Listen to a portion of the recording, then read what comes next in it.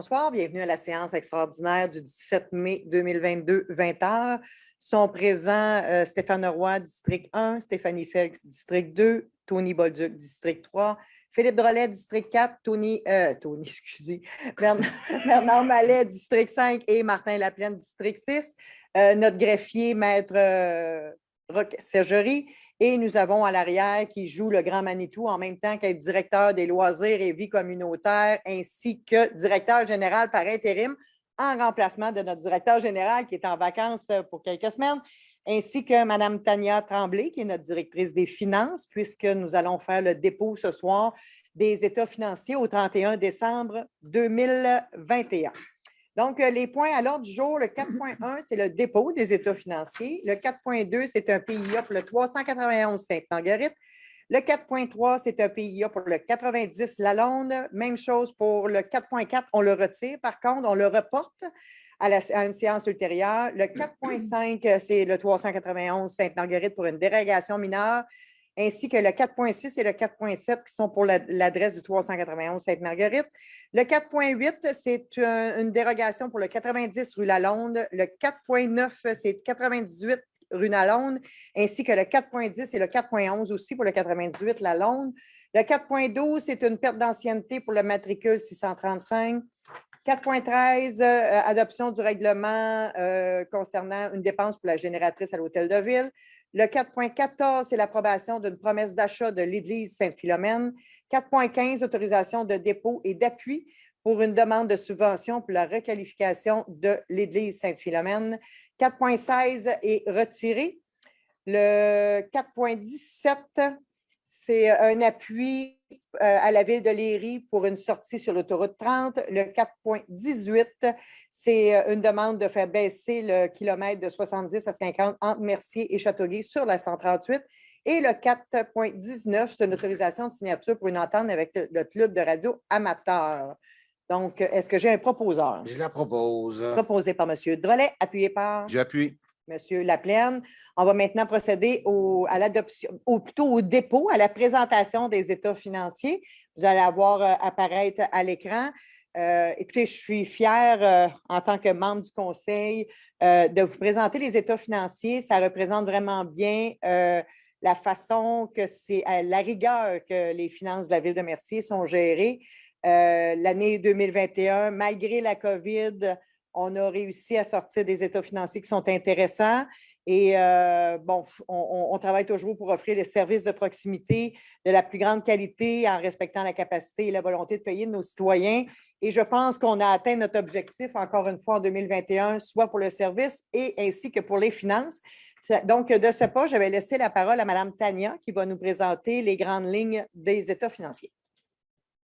Bien, bonjour à tous. Une fois de plus, je suis très heureuse d'être avec vous ce soir. Donc, sans plus tarder, on va débuter la présentation. On peut aller tout de suite encore, s'il vous plaît. Merci. Donc, pour l'exercice 2021, nous avons eu des revenus de 22 518 261 000. Des dépenses et des affectations à la hauteur de 20 062 611 pour un excédent, un surplus de 2 455 650.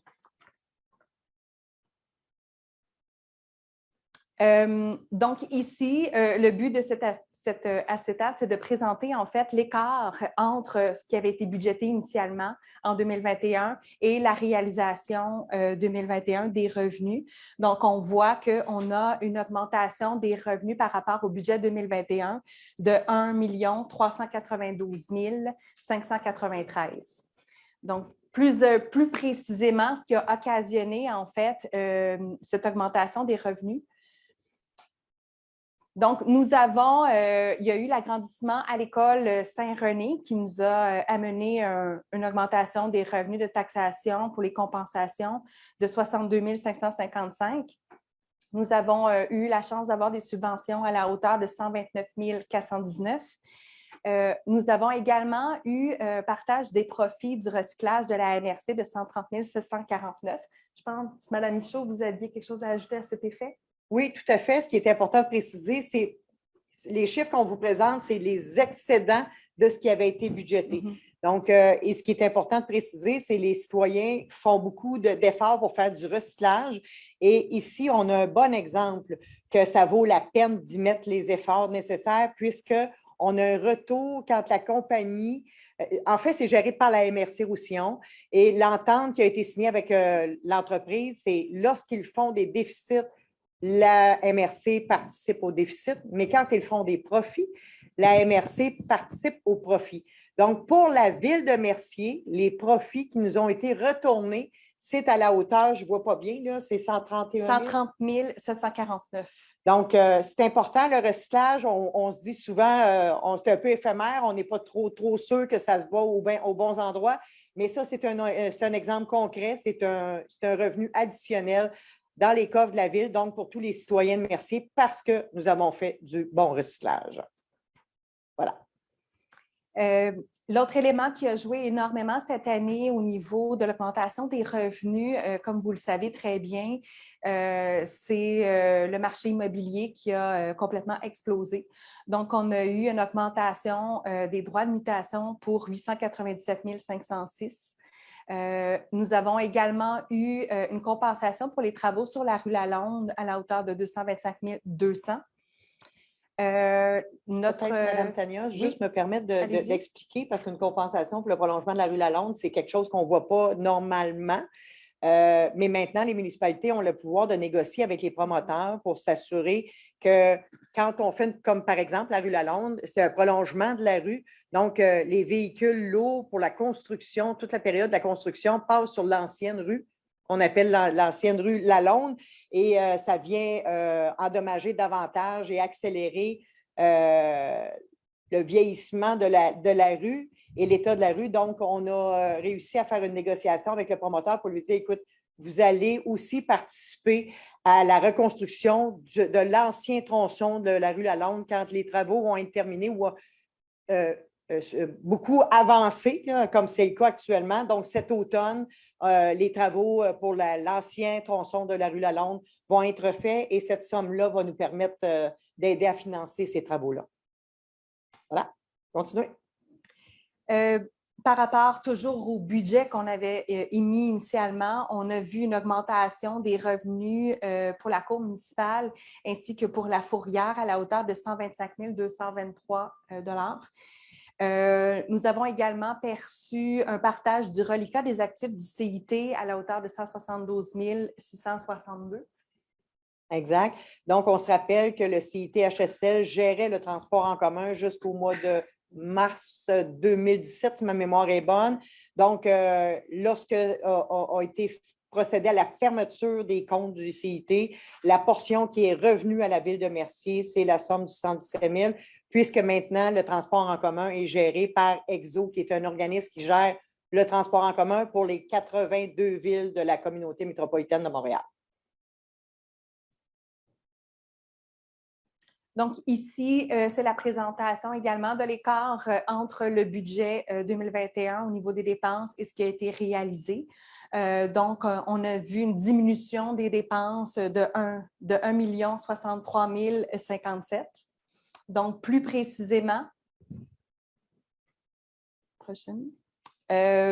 C'est expliqué en partie, on a eu une diminution des congrès, surtout de la formation due à l'annulation de beaucoup de formations à cause de la COVID. Donc, on a eu une diminution des dépenses de 96 060 Les dépenses électorales également, on a eu une diminution de ce qui avait été prévu initialement de 31 128 La masse salariale a également diminué en 2021 par rapport à ce qu'on avait prévu initialement de 327 654 Nous avons également eu une diminution des contrats, des honoraires, des services professionnels par rapport au budget de 203 574 La dette à long terme également, nous avons eu un refinancement qui a eu lieu en 2020. Ce qui fait qu'en 2021, étant donné que le taux d'intérêt était inférieur, on a pu bénéficier en fait d'une réduction des dépenses de 67 258 Les coûts de location également, c'est surtout, entre autres, parce qu'on a dû annuler beaucoup d'activités en 2020 en 2021 suite à la COVID. Donc, on a eu une réduction des dépenses de 151 305. L'enlèvement de la neige, on a bénéficié d'un escompte de 52 689 au niveau de l'urbanisme, on a eu une légère augmentation des frais juridiques de 79 000. Et pour les loisirs, également, on a eu une réduction, ça va de soi, à même titre, au niveau de la COVID, on a eu une réduction des dépenses au service des loisirs due à l'annulation de beaucoup d'activités, donc une diminution de 95 914 $. Au niveau du fonds de roulement, sur un 700 000 initialement dans le fonds de roulement. Au 31 décembre 2020, le solde qui était disponible, c'était 252 713. Nous avons utilisé en 2021 pour des actifs 29 018. On a eu le remboursement annuel du fonds à la hauteur de 155 298 pour un solde disponible à la fin au fonds de roulement de 378 993. Madame Tremblay, juste Oui. me permet d'expliquer un fonds de roulement. Oui. C'est de l'argent qu'on a, qui appartient aux citoyens, qui appartient à la ville. Il y a un fonds de 700 000 $. On peut l'utiliser pour acheter des équipements, des choses comme ça, mais on a l'obligation de le rembourser jusqu'à un maximum de 5 ans. Donc, c'est sans intérêt, tout ça. Donc, c'est intéressant que toutes les municipalités ont ça, là, un fonds de roulement. Donc, c'est le principe du fonds de roulement, c'est celui-ci, c'est de l'argent qui appartient à la ville. Oui, ça nous permet en quelque sorte de s'autofinancer certains actifs. Donc, ça bénéficie une réduction des taux d'intérêt, forcément. Au niveau de l'excédent de fonctionnement non affecté, c'est le surplus accumulé. Donc, nous avions un solde au 31 décembre 2020 de 3 956 709. Nous avons utilisé soit pour financer des activités de fonctionnement ou des activités d'investissement en 2021. Nous avons utilisé 802 213 du surplus. Nous avons, comme vous l'avez vu précédemment, eu un surplus de l'exercice 2021 à la hauteur de 2 455 650 pour un solde final au 31 décembre 2021 de 5 610 146 000.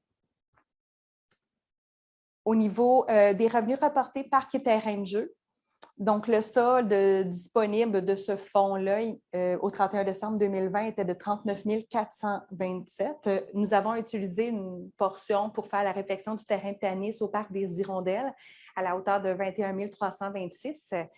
Et nous avons obtenu en fait les frais de subdivision et autres revenus dans le même projet de la rue Lalondres pour un montant de 284 157, ce qui apporte le solde de ce fonds à 302 257. Revenus reportés pour les carrières et sablières. Le solde initial au 31 décembre 2020 était de 321 908. L'utilisation qu'on en a fait du fonds en 2021, c'est 33 703. C'est entre autres pour les caméras, ce qui nous permet en fait de voir les transactions qui sont faites à la carrière et de pouvoir effectuer la facturation de façon adéquate.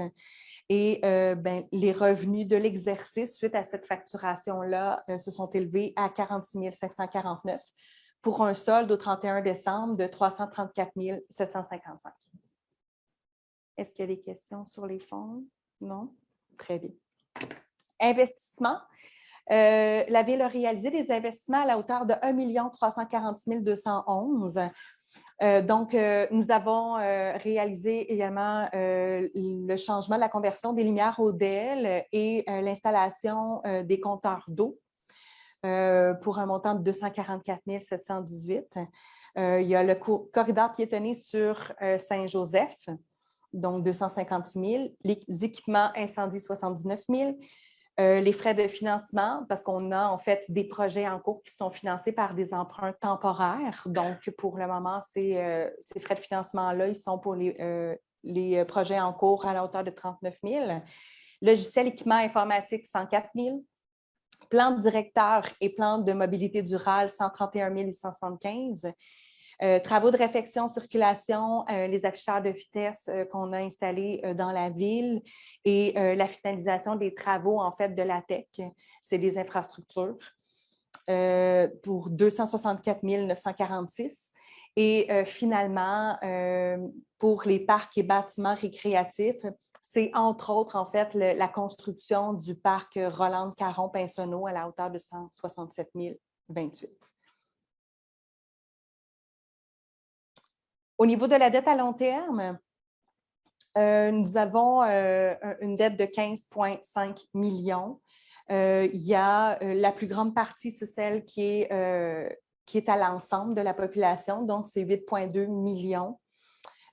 Au niveau de la section qui est plus la taxe de secteur, de la partie du financement de la dette pour une partie des contribuables, c'est 3,9 millions. La partie, en fait, qui est financée via le gouvernement du Québec, c'est-à-dire, en fait, que c'est nous qui procédons au financement de ces emprunts-là, mais le gouvernement nous rembourse cette section-là. Donc, c'est 2,5 millions. Et nous avons un contrat de location-acquisition de 786 000. Donc, pour l'année 2021, on a eu un remboursement de 1,7 million de la dette à long terme, des intérêts de 282 742 et il nous reste en fait des investissements en cours à financer à la hauteur de 4,7 millions. Donc, c'est les projets en cours qu'on devrait financer cette année. Et le 4,7 millions est inclus dans le 15,5. Donc, on peut voir en fait que l'évolution de la dette à long terme sur les 10 dernières années, on voit une diminution en fait de la dette de 24,7 % au cours des 10 dernières années. Donc, on voit une belle stabilité puis même une belle amélioration au niveau de la gestion de la dette. Donc, de mon côté, je peux vous dire que je suis très fière des états financiers de la Ville de Mercier. On voit que la maximisation, en fait, des revenus, la recherche de subventions, un contrôle, en fait, des projets d'investissement, le contrôle également et la stabilité de l'endettement à long terme, toute l'efficacité au niveau du contrôle budgétaire fait en sorte que ça donne une saine gestion des finances municipales de la Ville de Mercier. Merci, Mme Tremblay. Merci pour votre excellent travail. Il faut dire que Mme Tremblay est avec nous depuis, ça ne fait pas encore un an. Ça va faire un an au mois d'août que Mme Tremblay est avec nous. Elle prend vraiment possession de son département. Ça va super bien. On est très content d'avoir Mme Tremblay avec nous. C'est important de souligner que c'est un travail d'équipe. C'est les membres du conseil, mais c'est beaucoup la direction générale et toute l'équipe administrative, qu'on parle de la direction générale jusqu'au col bleu, col blanc, en passant par les pompiers, policiers. C'est vraiment un travail d'équipe qui fait en sorte qu'on est capable d'offrir des services tout en conservant une santé financière de notre organisation. Fait que je vais demander aux gens, si vous avez des questions par rapport aux états financiers, on pourrait les passer tout de suite puisque Mme Tremblay est avec nous. S'il y en a sur Facebook aussi, on peut les passer tout de suite, puis ensuite, on procédera aux autres points qui sont à l'ordre du jour. Est-ce que quelqu'un dans la salle a une question ou M. Lelièvre, est-ce qu'on a sur Facebook?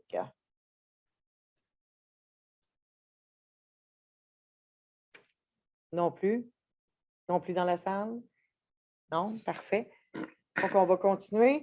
Donc, le dépôt des états financiers étant fait, on va au 4.1, au 4.2, excusez, M. Roy. C'est une demande de PIA visant la construction d'une résidence unifamiliale pour le 391 boulevard Sainte-Marguerite. Que ce conseil accorde la demande de PIA au 391 boulevard Sainte-Marguerite visant la construction d'une résidence unifamiliale sans condition. J'en fais la proposition, Mme la mairesse. Proposé par M. Roy, appuyé par J'appuie. M. Drolet. Le 4.3, M. Laplaine. C'est une demande de PIA pour la construction d'une résidence unifamiliale pour le 90 rue Lalonde. Donc, ce conseil accorde la demande de PIA au 90 rue Lalonde visant la construction d'une résidence unifamiliale et ce, sans condition. J'en fais la proposition. Proposé par M. Laplaine, appuyé par J'appuie. M. Drolet. 4.4 est reporté. Le 4.5, M. Roy. C'est une demande de dérogation mineure pour le 2022-27 concernant le 391 boulevard Sainte-Marguerite. Que ce conseil accorde la demande de dérogation mineure 2022-27 au 391 boulevard Sainte-Marguerite visant à permettre que les escaliers d'issue secondaire donnent accès à une autre porte que la porte arrière du logement, alors que l'article 5.11.5 du règlement de zonage 2009-858 autorise seulement pour la porte arrière du logement. J'en fais la proposition, Mme la mairesse. Proposé par M. Roy, appuyé par J'appuie. M. Drolet. Il est hyperactif, M. Drolet, à ce soir. 4.6, M. Roy. Il n'y a pas grand-chose à lire la soirée pour ça. D'habitude, il y en a pas mal. Demande de dérogation mineure 2022-28 concernant le 391 boulevard Sainte-Marguerite, que ce conseil accorde la demande de dérogation mineure 2022-28 au 391 boulevard Sainte-Marguerite, afin de permettre que le garage attenant à la bâtisse principale ait une superficie de 71,88 mètres carrés, alors que l'article 6.2.3.1.3 du règlement de zonage 2009-858 autorise une superficie maximum de 60 mètres carrés. J'en fais la proposition, Mme la mairesse. Proposé par M. Roy, appuyé par J'appuie. M. Drolet. Il n'y a plus personne d'autre qui ose parler. Je le laisse aller, ça va bien. Le 4.7, M. Roy.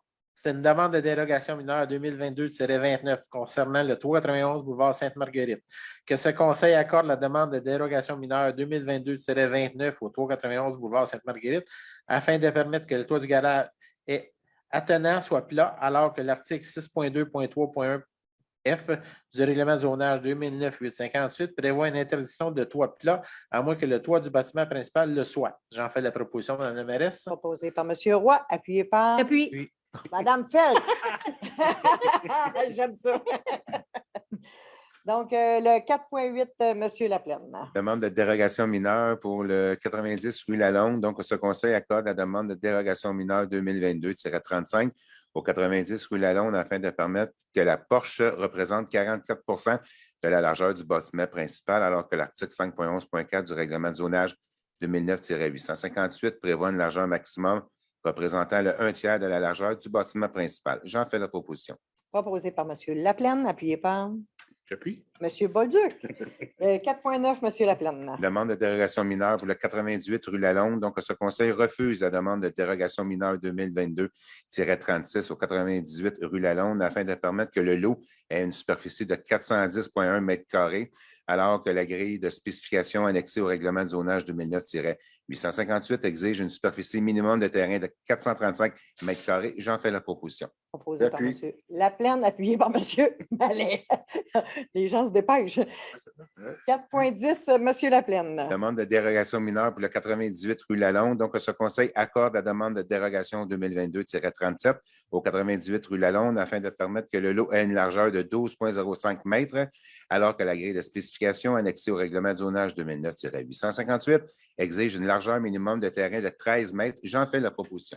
Proposé par M. Laplaine, appuyé par J'appuie. M. Bolduc. 4.11, M. Laplaine. C'est une autre demande de dérogation mineure pour le 98 rue Lalonde. Donc, ce conseil accorde la demande de dérogation mineure 2022-38 au 98 rue Lalonde afin de permettre que le porche représente 44 de la largeur du bâtiment principal, alors que l'article 5.11.4 du règlement de zonage 2009-858 prévoit une largeur maximum représentant le 1/3 de la largeur du bâtiment principal. J'en fais la proposition. Proposé par M. Laplaine, appuyé par J'appuie. M. Mallet. 4.12, M. Roy. Une perte d'ancienneté et de fin de lien d'emploi, matricule 635.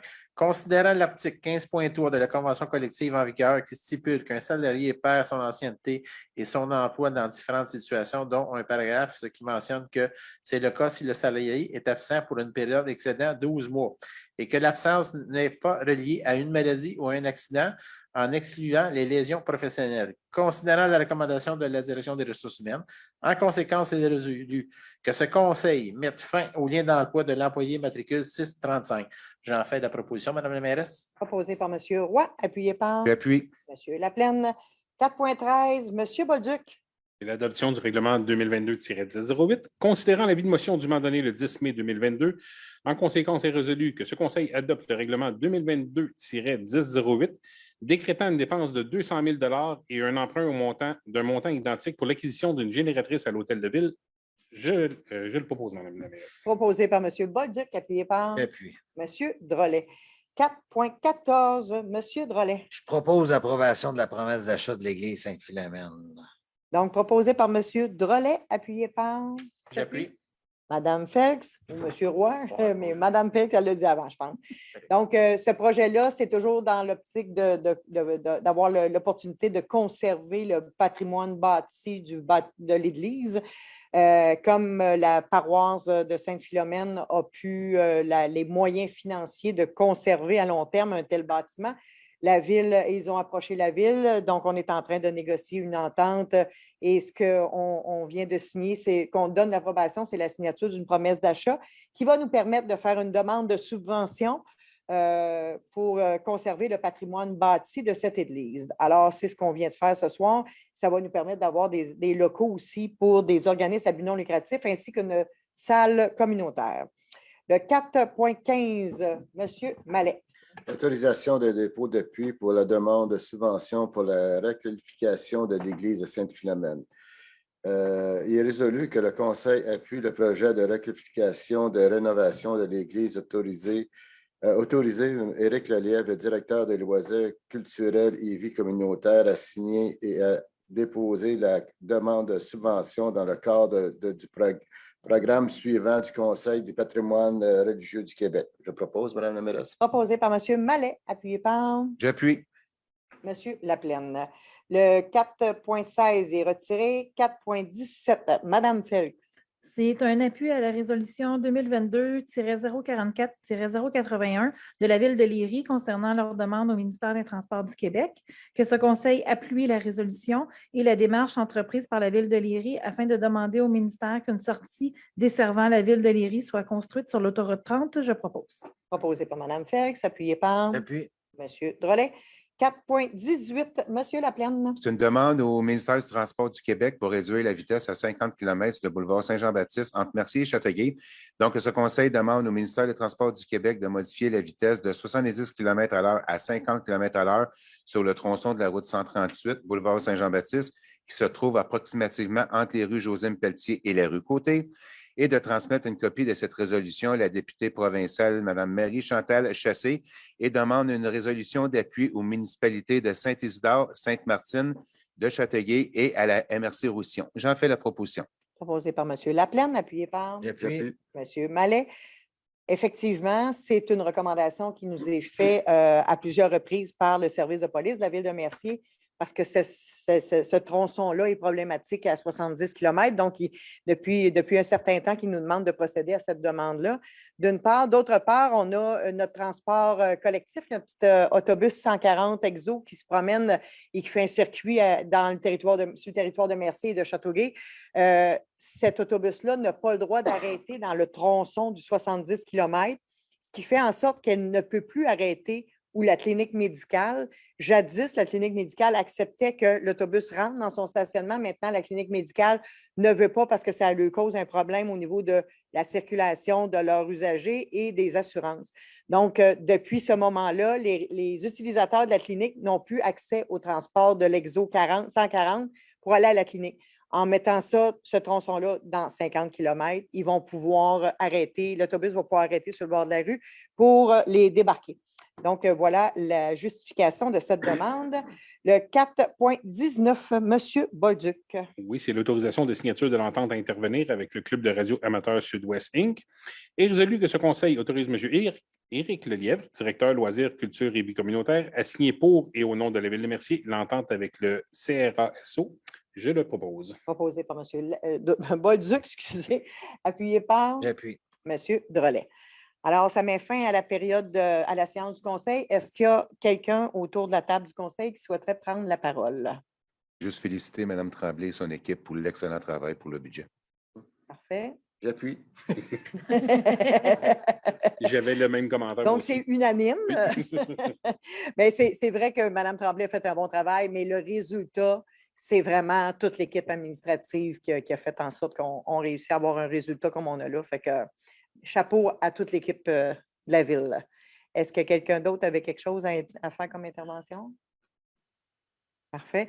Donc, période de questions. S'il y a des questions dans la salle, je vais vous inviter à vous présenter au micro, vous identifier, dire la rue sur laquelle vous demeurez et poser votre question.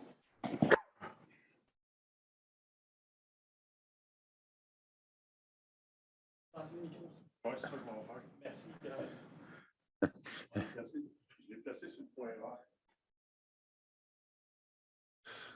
Bonsoir, Mario Primo, 13, Marielle Primo.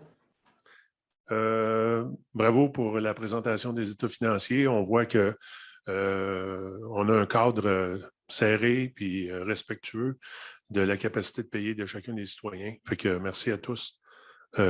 Puis vous transmettrez ça à tous les gens qui travaillent pour notre ville.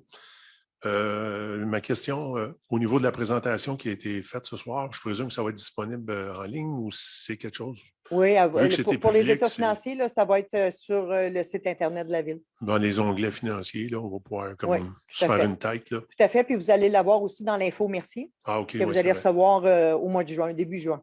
OK. Et Mme Tremblay est toujours disponible pour répondre aux questions, ainsi que moi-même. Oui, OK, pas de problème.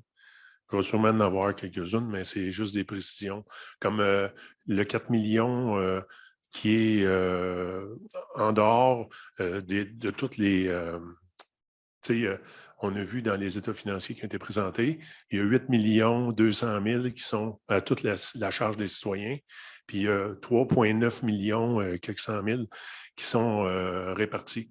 Est-ce que ce montant-là, c'est comme comptabilisé par quartier ou c'est plus petit que ça encore? Ça peut être des sections de rue qui ont eu des bordures. Ça peut être des sections de rue. C'est ça, OK. Comme par exemple, l'exemple qui me vient rapidement en tête, c'est la rue, le bassin, la rue Lorraine. Il y a une vieille section qui est branchée sur un égout pluvial qui s'en va dans un bassin. Et il y a une autre section qui s'en va dans le nouveau bassin qui est en dessous du parc Rolande-Caron. Pinsonneau, ceux-là sont taxés pour ce bassin-là, alors que les autres, ils vont dans un autre bassin. Ils sont taxés ou ils ont été taxés sur un autre bassin, non pas sur celui-ci. OK. Fait que la découpe n'est pas nécessairement par quartier, mais vraiment spécifique à du nouveau versus l'ancien. OK. Oui, dans ce cas-ci, puis dans d'autres cas, ça peut être autre chose. C'est compte de taxe, je pense, avec les numéros de règlement, c'est écrit. Oui. OK. Qu'est-ce qui a été déposé ce soir par rapport à l'Église? Je présume que ça fait c'est dans la continuation des deux études qui avaient été demandées un peu plus tôt. Oui. Puis ces études-là ont été déposées, je présume, peut-être parce que je n'ai pas suivi là, le dernier conseil de ville ou les autres, je ne sais plus c'est quand, mais il y avait eu deux études qui avaient été faites pour voir si le bâtiment était valide, puis aussi qu'est-ce qu'on pouvait faire avec ce genre de bâtiment-là. Fait que ça, c'était tout déposé. Puis... Non, ça n'a pas été déposé en séance publique. Ce sont des documents de travail qui nous permettent d'avancer dans la négociation puis s'assurer qu'on prend des bonnes décisions. Donc, la structure, ce qu'on a donné, c'est un mandat à un architecte qui a fait une analyse, un bilan de santé des deux bâtiments parce qu'il y a l'église, mais il y a aussi le presbytère à côté qui vient avec la transaction, incluant les terrains, évidemment. Là. Donc, on a demandé un bilan de santé des deux bâtiments. À l'intérieur de ça, on devait faire une analyse par des ingénieurs pour s'assurer que la capacité portante des murs de l'église et du toit n'avait pas été affectée par le feu, ce qui a été confirmé. Il y a juste une petite section qu'on doit refaire, le reste est intact. Donc, oui, il y a eu le travail a été fait, a été très bien fait, puis on est satisfait du résultat. C'est pour ça qu'on continue à avancer. OK, c'est ça. C'est ça, je voulais juste comme résumer jusqu'à date. Qu'est-ce qui avait été fait? Puis là, on continue la démarche parce que tout va bien.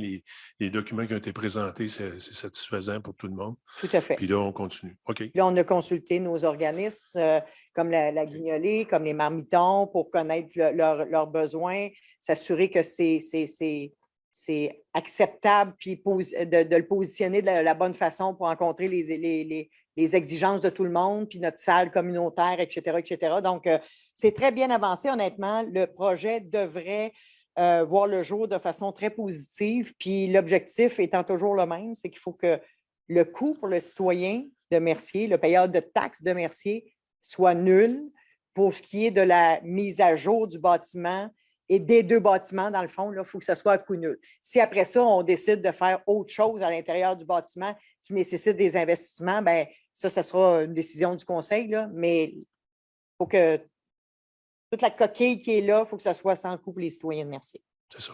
Mais aussi, ce qui est bien dans cette situation-là, c'est que ça va amener plus de services aux citoyens. Tu sais, s'il y a plus de locaux disponibles pour les gens qui veulent, ils veulent se réunir ou quoi que ce soit qu'on voudra, bien, c'est jamais trop. On est quand même une grande ville, puis si on regarde les locaux disponibles, puis tout ça, on a besoin de ces choses-là. Ce n'est pas du superflu. D'autant plus que la Guignolée, actuellement, est dans des locaux qu'elle doit payer, qu'elle doit louer pour avoir accès. Alors, on va la ramener à l'intérieur des murs de l'église, justement, pour lui permettre d'économiser là et de pouvoir aider davantage les gens qui sont dans le besoin. Et peut-être aussi préciser, on parle d'organisme et tout, mais préciser qu'il y a une section de l'église qui va demeurer un lieu de culte aussi. On n'en a pas parlé. Mais... Oui, tout à fait. OK. Puis, juste parce que peut-être c'est la proposition 4.13, mais c'était 202 000 et non 200 000 pour l'emprunt. Je ne sais pas si ça change quelque chose. Le lexique, c'est 202. Puis, ce qu'on a dit au micro, c'est 200 000. OK, mais ça ne change rien. C'est le lexique qui compte. Tout à fait. OK, c'est tout. Merci beaucoup. Merci beaucoup. D'autres interventions dans la salle? Non? Est-ce que nous avons sur Facebook une intervention, une question, un commentaire? Oui, Mme Michaud. Donc, on a une question de Mme Marie-Michel Laviolette Taillefer. Bonsoir à tous. Est-ce possible de savoir de quelle rue à quelle rue sur Saint-Denis l'asphalte sera faite? Je n'ai pas trouvé l'information. Et ça va être à partir de la nouvelle rue, là, du nouveau tronçon qui a été fait près de la rue Omer-Dagneau, aller jusqu'à la rue Bannon à l'autre bout. Donc, c'est dans son entièreté. Parfait. On a une autre question de M. Pierre-Olivier Garon. Allez-vous installer des balises sur Saint-Joseph jusqu'à Lalonde ou vous arrêtez vraiment jusqu'à Desparois? Ça va être jusqu'à la rue Lalonde. Il n'y a pas d'autres questions. Je vais juste spécifier quelque chose. Oui. Dans le communiqué de presse, là, je pense que dans le journal, ils ont oublié de spécifier que la rue Beaupré également allait être... c'est écrit qu'il y avait à avoir 9 rues. Il y en a juste 8 qui ont nommé. Fait que, au cas qu'il y a des questions, la rue Beaupré également, de Beauchemin jusqu'à Brome, va être asphaltée. Merci. Oui. Rebonsoir, Mario Primo, 13 Marielle Primo. J'ai pris une petite note par rapport au parc Hirondelle, la réfection de 20 326. Quand est-ce qu'il avait été reconstruit complètement, le terrain de tennis? Je pense que c'était en 2012. On parle bien de celui là, au coin des plaines et rives, là? Oui, c'est ça. Tout à fait. OK. Parce qu'il avait été fait l'excavation puis tout, là. Oui, tout à fait. Okay. C'est 2012 ou 2013 ou 2010, c'est dans ces eaux-là. Okay. Mais là, ce qu'on a fait, c'est qu'on a repeinturé. OK. Je pense qu'il y avait une petite section où il y avait de l'eau qui s'accumulait, là, fait qu'on a corrigé ces choses-là. OK, c'est bon. Je voulais juste, au moins, on maintient les investissements qui ont été faits. C'est important. Ouais, la flaque d'eau, ça était là tant qu'ils l'ont faite. Oui, tout à fait. Tout à fait. Il y avait des Donc, pas d'autres interventions? À pas sécher. Monsieur Lelièvre, pas d'intervention? Non. Bien, merci beaucoup tout le monde. Ça va me prendre un proposeur pour la Assemblée, proposé par M. Drolet, appuyé par M. Bolduc. Donc, merci beaucoup tout le monde et bonne fin de soirée.